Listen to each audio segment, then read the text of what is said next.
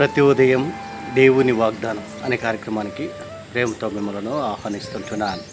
ఈ ఉదయకాల సమయంలో దేవుడు మన కొరకు ఏర్పాటు చేసినటువంటి వాక్య భాగము 115వ కీర్తన 14వ వచనాన్ని ధ్యానించుకుందాం. 115వ కీర్తన 14వ వచనాన్ని ధ్యానించుకుందాం. యెహోవా మిమ్మును మీ పిల్లలను వృద్ధి పొందించును.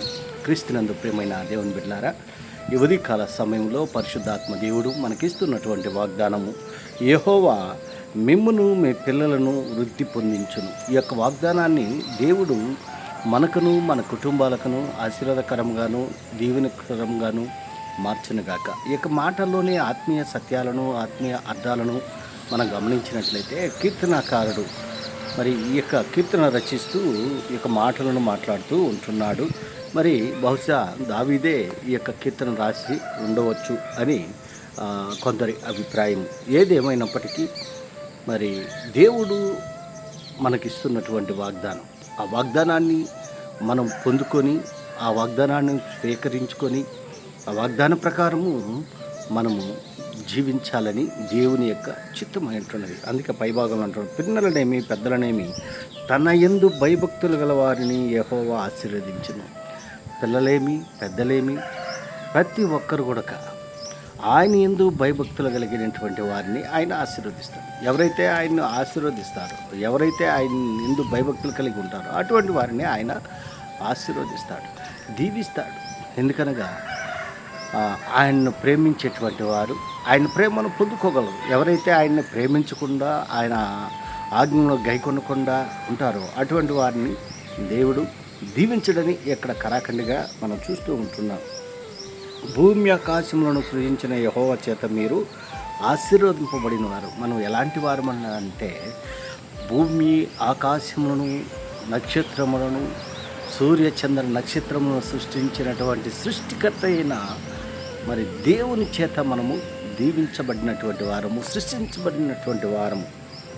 ఆకాశములు ఆయన వశములు, భూమి ఆయన నరులకి ఇచ్చి ఉంచును. ఆకాశము ఆయన సింహాసనము, భూమి ఆయన పాదపీఠంగా అని దేవుని యొక్క వాక్యంలో మనం చూస్తుంటున్నాం.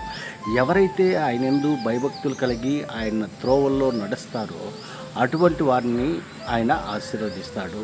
అంత మాత్రమే కాదు, ఆకాశాన్ని ఈ సర్వాన్ని సృష్టించినటువంటి సృష్టికర్త మరి మనల్ని ఆయన నిర్మించుకున్నాడు కాబట్టి ఈ యొక్క భూమి మనకి మరి దయచేశాడు.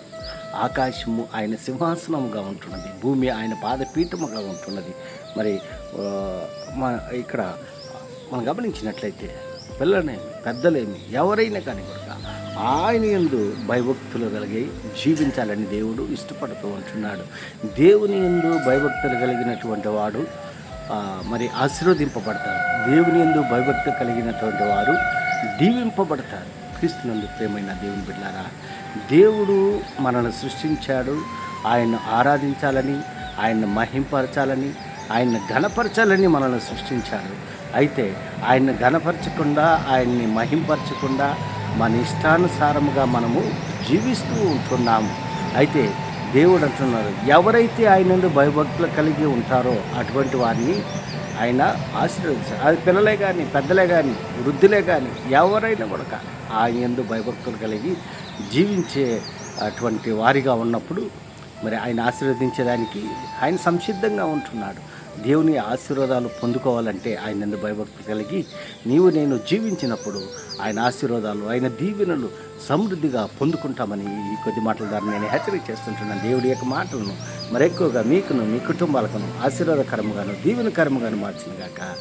ఆమేన్.